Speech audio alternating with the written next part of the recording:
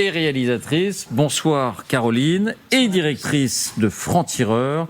La une de Franc-Tireur cette semaine, la voici, Donald Trump, la Maison Blanche. Vous vous inscrivez directement dans notre conversation. Iran, Israël, Epstein, le camp MAGA se déchire. Voilà la une de Franc-Tireur. Mais ce soir, vous souhaitiez nous parler de la présidentielle française. Vous nous dites rarement, et même jamais, la présidentielle française, on voit la multiplication des candidatures, n'aura été à ce point sous la menace des influences et même des ingérences étrangères. De quoi voulez-vous parler ? Je pense que c'est l'un des sujets qui va être au cœur de nos conversations. En tout cas, il faut s'y préparer et au moins se préparer à déjouer d'éventuelles manipulations, campagnes de désinformation et d'influence, parce qu'effectivement, après tout ce que vous avez rappelé, David, dans l'émission, on voit bien quel est l'état du monde. Il ne faut pas mésestimer qu'il y a des acteurs aujourd'hui mondiaux qui ont intérêt à peser sur nos choix souverains en matière de représentants. On l'a vu récemment, des interventions sur les élections en Hongrie, notamment avec Viktor Orban, qui a été soutenu comme jamais par J.D. Vance et Donald Trump. Mais les États-Unis ne sont pas la seule force qui va vouloir s'ingérer dans nos conversations. Elle a très clairement elle ne fait pas mystère du fait qu'elle va appuyer des extrêmes droites en Europe, mais il n'y a pas que les États-Unis de Donald Trump. Il y a au moins 3 autres acteurs qui ont intérêt à essayer de pousser à avoir des représentants européens plus coulants avec eux. Des acteurs qui aujourd'hui pour lesquels c'est une question existentielle, parce qu'ils sont en guerre. C'est évidemment la Russie, qui est en guerre hybride contre nous et qui a évidemment intérêt à ne pas avoir des représentants européens pro-ukrainiens, mais c'est leurs alliés iraniens qui sont en guerre avec les États-Unis, mais qui par ricochet sont aussi, plus que nous on ne le pense, même si nos représentants sont effectivement très timorés sur le sujet, l'Iran s'ingère sous des formes insidieuses depuis un long moment dans nos affaires. Et puis il y a un 4e acteur, moi, que je l'Iran donnerai. s'ingère depuis un long moment dans nos affaires. On retrouve sa trace derrière beaucoup de campagnes de déstabilisation, derrière des campagnes liées au narcotrafic, liées aussi à l'action violente. Ces agents d'influence ont été vus dans des manifestations qui peuvent, notamment autour de la Palestine évidemment, qui ont beaucoup agité notre jeunesse. Et le 4e acteur qui a intérêt à pousser dans le même sens, c'est le Qatar. Là, il y a beaucoup d'enquêtes qui sortent dans la presse internationale, aux États-Unis, en Belgique, aux Pays-Bas, pour dire tantôt, tiens, on s'aperçoit, alors aux États-Unis, on s'aperçoit que le Qatar, mais aussi la Chine, mais le Qatar a dépensé des millions pour être très influent au sein de l'université américaine, et puis des millions aussi en lobbying, pour pousser notamment toute une partie du camp MAGA aujourd'hui. Un certain nombre d'influenceurs, d'anciens présentateurs de Fox News, comme Tucker Carlson, sont très appuyés par le Qatar. Or, ils portent une parole, par exemple, très opposée à l'intervention en Iran de Donald Trump, mais aussi parfois d'autres influenceurs très antisémites, et on les retrouve dans l'écosystème du Qatar. C'est là où le jeu est un peu compliqué à décrypter, c'est que vous pouvez avoir le Qatar pousse des intérêts qui ne vont pas dans le sens de l'Amérique MAGA, mais des fois l'Amérique MAGA va pousser des candidats ou des partis qui vont aller dans le même sens que la Russie de Vladimir Poutine, parce qu'ils sont alliés quelque part quand il s'agit de pousser l'extrême droite en Europe. Mais la Russie et l'Iran, qui échangent, on le sait, du renseignement, un certain nombre de stratégies, ont évidemment pas les mêmes intérêts que l'Amérique de Donald Trump en ce moment sur certains sujets. Et vous dites donc en Europe aussi, les Pays-Bas, la Belgique. Aujourd'hui, il y a un rapport des renseignements néerlandais qui s'inquiète de l'influence iranienne derrière certaines associations, derrière certains groupes pro-Hamas qui agitent son débat. Vous avez des enquêtes en Belgique qui sortent, qui vont dans le même sens. Et chez nous aussi, on relaye à Franc-Tireur, on passe son temps à dénicher les signes de ces ingérences, et on les voit monter, et je pense vraiment que derrière plusieurs candidats de notre prochaine présidentielle, ne serait-ce que parce qu'ils sont extrêmement nombreux. Là, on voit un article de Simone Rodan sur l'Europe infiltrée qui raconte un cas qui est le cas espagnol, par exemple. En ce moment, on n'en parle pas beaucoup, mais le parti de Pedro Sánchez, le PSOE, est vraiment dans la tourmente pour un certain nombre de procès en corruption. Sa femme vient d'être mise en examen, c'est d'ailleurs, je crois, pas la première fois. L'étau se resserre autour de Pedro Sánchez, avec notamment, il y a un entrepreneur espagnol qui est allé mettre dans le débat public un bordereau qui vient de l'État. C'est un autre agent d'influence, mais qui peut servir les 4 premiers que je vous ai cités, ou 3 plutôt des 4 premiers, un bordereau d'une société pétrolière d'État du Venezuela. Et donc, la justice est en train d'enquêter officiellement pour savoir si, comme lui l'affirme, il n'y a pas tout un circuit qui a été mis en place à partir du Venezuela, à partir du baril et du brut vénézuélien, pour financer le Parti socialiste espagnol, pour financer même toute l'internationale socialiste. On parle quand même d'une somme de 250 millions de dollars, c'est pas rien. Pour la seule Espagne. Pour l'internationale socialiste et le PSOE. Tout un circuit qui fonctionne avec cette compagnie pétrolière. Donc, on en vient à se demander, on sait les positions de Pedro Sanchez, on sait qu'elles sont très affirmées dans le jeu international, on sait que peu de temps après le 7 octobre, il parlait déjà de génocide à Gaza, qu'il s'est opposé à utiliser des bases européennes, donc espagnoles, pour que l'Amérique puisse frapper l'Iran. Il prend des positions extrêmement fortes dans le débat public, Pedro Sanchez. Et c'est sans doute lié à ses convictions profondes, à son idéologie. Mais il va falloir se poser la question sur un certain nombre d'acteurs, européens et français, de quelle est la part de la conviction et de quelle est la part de l'intérêt. Alors justement, on a parlé des États-Unis, 2 pays d'Europe.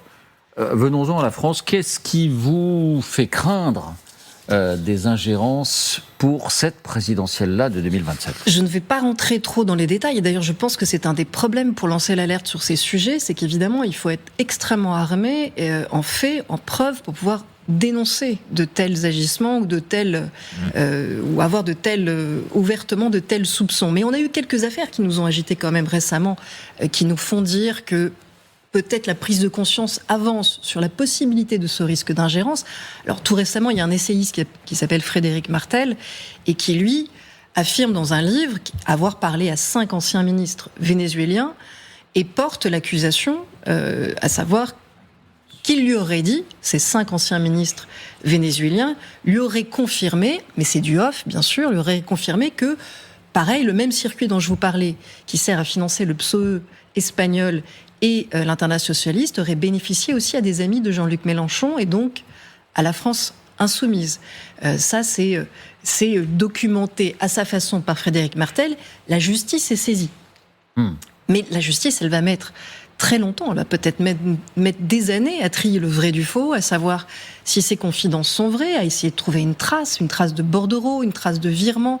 Tout ça est extrêmement délicat et compliqué. Elle est fille dément. Hein. Et elle est fille dément et Jean-Luc Mélenchon dément. On sait que Jean-Luc Mélenchon a passé des vacances aux frais du régime vénézuélien juste après la première présidentielle. Frédéric Martel dit qu'il a bénéficié de l'avion présidentiel, il a bénéficié de beaucoup de faveurs de la part du régime, pour lequel il n'a eu que des mots doux, même quand le régime était extrêmement dur et violent et répressif envers des manifestants. Mais effectivement, à ce stade, on ne peut pas en dire plus, puisque la justice est à peine saisie.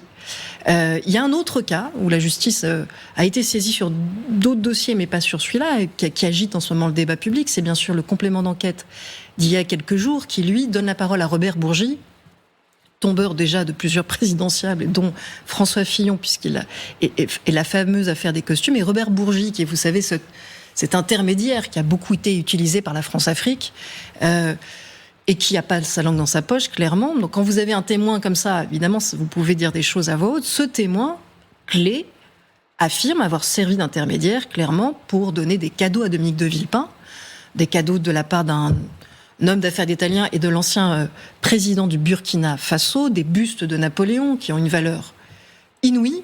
Et alors qu'il était ministre des Affaires étrangères, on parle de montants. Alors Dominique Villepin conteste les montants, mais pas les bustes, puisqu'il vient de les rendre. Ce qui prouve quand même que cette affaire-là, un tout petit peu l'a obligé à se justifier. Mais on parle de plus en plus de Dominique de Villepin comme un présidentiable sérieux. Pour ces bustes, je crois qu'on parle de 50 000 euros, de 70 000 euros. Dominique de Villepin, il dit « Moi, je pensais que c'était des cadeaux de Robert Bourgi en personne », là où Robert Bourgi dit « J'agissais de la part de certains présidents ». Complètement, mais après, c'est pas la première fois qu'il y a des soupçons qui se porte sur Dominique de Villepin. Vous savez que Dominique de Villepin, il a cette particularité qui, pour moi, n'est jamais un bon signe, d'être passé de la vie politique à devenir avocat d'affaires. il a un cabinet d'affaires qui s'appelle Villepin International, qui réalise chaque année des millions de chiffres d'affaires d'honoraires pour tout client, État ou privé, qui peut le solliciter pour son réseau, son carnet d'adresses et qui il représente. Et le problème, ça n'est pas un problème quand vous êtes avocat d'affaires. Le problème devient... C'est légal. C'est totalement légal. Le problème se pose lorsque vous décidez d'envisager de vous présenter à une élection comme l'élection présidentielle. Car autant on a les chiffres de ce cabinet jusqu'en 2015, autant depuis 2015, les comptes de Villepin International ne sont plus déposés. Ils ne sont pas transparents, ils sont totalement opaques. Ce qui oblige les journalistes à aller gratter partout où ils peuvent pour comprendre qui sont ses clients. À Dominique de Villepin, qui, pareil, comme d'ailleurs Pedro Sanchez, depuis quelques années, prend des positions très offensives sur le Moyen-Orient, sur Gaza, il était très, très, très dur sur la question du conflit Hamas-Israël. Et on le sait, pour le coup, parce que ça a été étayé et été démontré, Dominique de Villepin a une première fois été épinglé par le contrôle d'office de lutte contre la corruption pour des dévoluements des Saoudiens, mais ça c'était il y a quelques années, pour un rapport sur le défi urbain asiatique qui aurait déjà été remis à Téhéran, d'après une enquête de Michael Prazan, dans un portrait qui fâche qu'on avait fait à Franc-Tireur, qu'on avait appelé Chevalier Serville. Mais on a Christian Chenot et Georges Malbruno, dans un livre sur le Qatar, nos très chers émirs, avaient raconté les nombreux allers-retours de Dominique de Villepin au Qatar. On sait qu'il est très proche de l'émir du Qatar, qu'il a même été tuteur d'une des princesses de l'émirat, qu'il s'était plaint, d'après ces deux auteurs, d'une fois avoir été invité seulement en business et pas en première. Il a reçu de l'argent de l'émir de l'ambassadeur du Qatar, avec qui il est très ami, mais qui l'aurait rendu. Mais en tout cas, c'est quelqu'un qui est connu pour être dans l'entourage de l'émirat du Qatar. Même s'il s'est toujours défendu d'avoir directement des contrats, donc avoir travaillé pour le Qatar. Bien sûr. Mais en parlant de cadeaux, c'est le dernier exemple que je donne, et là je rapporte que le travail de certains de mes confrères. Le Monde, par exemple, avait fait l'écho d'un album de Tintin qu'un autre personnage, un peu comme Robert Bourgi, Alexandre Jory, qui était un ami de Dominique de Villepin, lui aurait acheté pour la somme de 43 000 €. Et cet album n'aurait pourtant jamais été en sa possession. Et ça avait beaucoup interrogé aussi à l'époque. Pourquoi un album si cher est vendu, à quel titre, quand on sait qu'Alexandre Jory est aussi, comme Robert Bourgi, un intermédiaire. Donc tout ça, ce sont des questions que la justice devrait trancher et que nous, parfois, journalistes, nous ne pouvons pas trancher parce que nous n'avons pas les moyens d'enquêter de la justice. Mais là où c'est un peu inquiétant, David, c'est que moi, je ne suis pas sûre que la République soit si armée que ça pour mener ses enquêtes. Pourquoi ? D'abord parce que je vais vous donner un dernier exemple et après je vais passer à des réflexions générales sur le métier de journaliste et la justice vis-à-vis de ces cas de corruption ou d'influence potentielle, de ces soupçons. Thierry Mariani a été sous le coup d'une longue enquête pour trafic d'influence. Thierry Mariani, ses amitiés pro-russes sont extrêmement connues. Il a été à la tête d'une association qui s'appelle le Dialogue franco-russe, où il siégeait avec un ancien député de la Douma, qui siège à l'extrême droite de la Douma, proche de Zhirinovsky. Donc c'est pour vous dire si c'est un personnage peu recommandable. Il aurait siégé au comité d'une des sociétés de Konstantin Malofeev, qui est l'oligarque de Poutine, en charge non seulement de financer au début de la guerre avec l'Ukraine les séparatistes du Donbass, mais aussi tous les alliés de Moscou en Europe. Et donc il a été sous le coup d'une enquête. Mais le parquet, et c'est souvent le cas, le parquet a dû finir par classer son enquête sans suite, et donc en disant nous n'arrivons pas à caractériser les faits.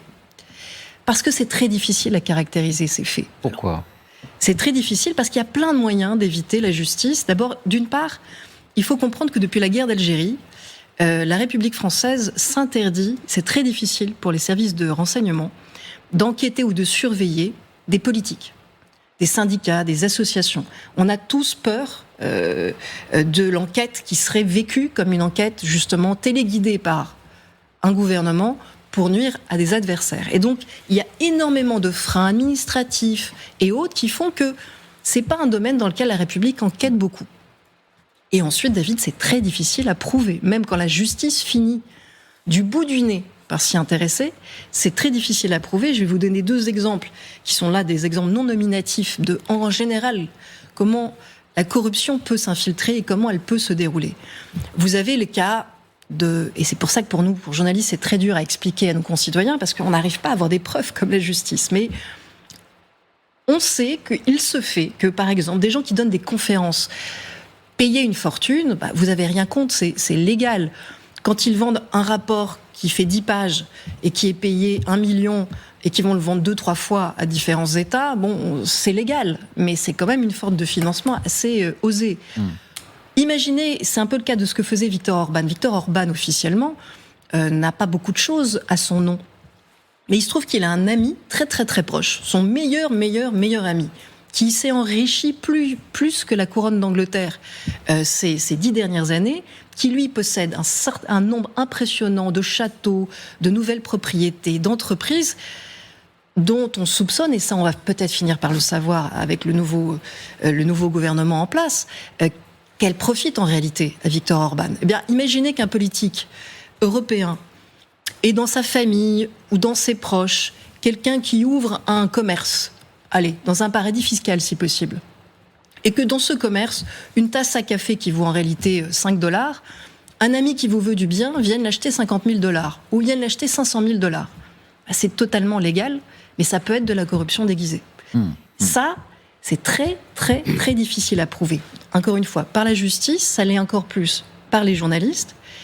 Et donc, je peux vous dire que c'est quand on voit le niveau de volonté d'ingérence dans lequel va se dérouler la prochaine présidentielle, à quel point nous sommes en situation de fragilité pour effectuer un choix souverain, c'est très douloureux comme commentateur et comme journaliste de devoir prendre énormément de précautions pour alerter nos concitoyens quand on voit tous les présidentiables qui se déclarent. Parce qu'on sait qu'ils vont devoir faire leur choix, peut-être en n'ayant pas toutes les cartes en main, pas toutes les informations sur qui potentiellement peut être proche de la Russie, de l'Iran, du Qatar, de l'Amérique MAGA. Il y a aussi des hommes et des femmes politiques qui font beaucoup de voyages aux États-Unis aujourd'hui pour séduire soit M. Musk, soit l'entourage de Donald Trump, et qui veulent revenir avec le soutien de leurs algorithmes, de leurs boîtes à trolls, de leurs influenceurs. Et ça va faire une différence dans la prochaine élection. Bon, réflexion, question. Oui, Dominique. Juste sur l'infiltration des étrangères et l'influence que ça peut avoir sur les élections, Viginium, vous savez, a lancé une alerte il y a déjà plusieurs semaines, en disant attention. Et Viginium, il faut le préciser, c'est un organisme public, je ne sais pas si c'est relié au ministère de la Défense. Non, au secrétaire général de la Défense nationale, donc auprès du Premier ministre. Et là, c'est pour le numérique en particulier, c'est-à-dire déceler et contrer les tentatives d'intervention. Voilà, et d'ailleurs, au passage, beaucoup de pays européens prennent modèle parce qu'on avait pris beaucoup d'avance sur ce système-là. Sur les affaires financières, mis à part les vacances de M. Mélenchon au Venezuela, bien connu, j'avoue que c'est un sujet, effectivement, qui mérite toute notre attention. Parce que, juste pour rebondir, Viginium, c'est un modèle, effectivement, pour dénoncer les ingérences numériques. C'est le début d'une prise de conscience de démocratie pour se défendre, mais effectivement, il nous faut le pendant sur les mouvements financiers. Dominique ? Non, une question, en fait. Ça a toujours existé. Au moment de la guerre froide, on voyait bien que les Américains d'un côté, les Soviétiques de l'autre, cherchaient à influencer sur les élections. Ce qui est nouveau aujourd'hui, c'est la multiplication des acteurs. Ça traduit une forme de multipolarité de l'ingérence. C'est les moyens nouveaux, les réseaux sociaux, démultipliés par l'intelligence artificielle. Donc c'est la rencontre d'une géopolitique qui s'est complexifiée et de moyens nouveaux. Mais sur le fond, il me semble que ça a toujours été présent. Quand on pense aux élections de 2007 en France, il y a un procès qui est en train d'être poursuivi contre l'ancien président Nicolas Sarkozy. Donc, est-ce que ça a changé de manière qualitativement différente, ou c'est simplement les moyens technologiques et la nature de l'ordre international qui ont transformé cela? Parce que pour compléter, Dominique, on pourrait même repenser aux vacances de Georges Marchais dans certains pays de l'Est. Oui, mais pour répondre un mot à Dominique, c'est que effectivement le niveau des moyens et la multiplicité des acteurs fait que ça change quasiment de nature tellement le niveau est haut, entre guillemets. C'est-à-dire qu'avant, si vous vouliez infiltrer un débat public dans un pays et le faire changer, il fallait vraiment noyauter des partis, il fallait que ces partis gagnent les élections. Et on sait très bien que Moscou a essayé de le faire, mais le Parti communiste français, par exemple, avait très peu de chances de gagner les élections au niveau présidentiel. Aujourd'hui, avec de l'argent, des barils de pétrole, et on voit où est le niveau du brut aujourd'hui, la Russie, le Venezuela et le Qatar peuvent se payer des influenceurs et peuvent se payer des profils et des faux profils sur Internet qui font dévier la conversation numérique et publique au point de faire monter des acteurs sans même avoir besoin de payer tout un parti politique. Donc si en plus ils arrosent des partis politiques, ça commence à faire beaucoup. Daphné ? Non, juste une question. Je ne suis pas journaliste politique, mais quid de la haute autorité pour la transparence de la vie politique ? Quel est son rôle finalement dans le cadre d'une élection présidentielle comme celle-là ? C'est vrai que c'est quand même un verrou et c'est quand même une protection pour nous. Ça fait partie des petits boucliers que nous avons. C'est ce qui fait dire à certains commentateurs avisés que certains des présidentiables autodéclarés actuels n'iront pas jusqu'au bout de la campagne. Ils sont en train de faire un tour de piste pour ramasser de la notoriété, peut-être font monter leurs honoraires, mais qu'ils n'iront pas jusqu'à cette épreuve-là de la haute autorité pour la transparence de la vie publique. Et en même temps, moi je pense que même cette haute autorité n'a pas tous les moyens de tout vérifier. Tout ce que je vous ai raconté sur ces montages détournés, je ne suis pas sûre que dans le temps où elle doit travailler, avec les moyens qu'elle a, cette autorité peut repérer ce genre de mouvement. Christian ? Une conclusion, peut-être une question un peu plus optimiste. Est-ce qu'on n'a pas l'impression dominante tout de même que tout ça ne marche pas, même si ça ne fait pas l'ombre d'un doute ? Regardez la Moldavie, regardez ce qui a fini par arriver à Orban. Regardez... Après 16 ans. Oui, certes. Mais il avait commencé, si j'ose dire, de façon autonome. 100% made in Hungary. C'est vrai. Mais la Moldavie, ça n'a pas marché. La Géorgie, c'est encore en cours de discussion. Il y a quand même des méthodes balourdes de la part de ces pays-là, en particulier la Russie, qui trouvent très vite leurs limites. Non ? Christian, j'ai envie de vous dire oui, j'ai envie de partager cet optimisme. Les démocraties apprennent à se défendre, on commence à avoir cette pédagogie qui nous protège et à partager cette vigilance. Mais quand vous avez, dans un même spectre politique, et ça concerne plusieurs pays européens, une extrême gauche qui peut être agitée en sous-main pour certains groupes par l'Iran et par le Venezuela, qui fait grandir une extrême droite et qui, par effet repoussoir, fait monter une extrême droite soutenue par l'Amérique de Donald Trump et par la Russie de Vladimir Poutine, ça commence à faire une polarisation agitée par l'extérieur qui nous coûte quand même extrêmement cher en termes de débat public, politique et de choix souverains. On étouffe, franchement. Et nos choix sont limités à essayer de limiter la casse, justement, à essayer de déjouer ces manipulations. On y passe quand même tous toute notre énergie, au lieu de parler d'alternatives entre une politique et une autre qui serait bonne pour notre pays. Merci Caroline.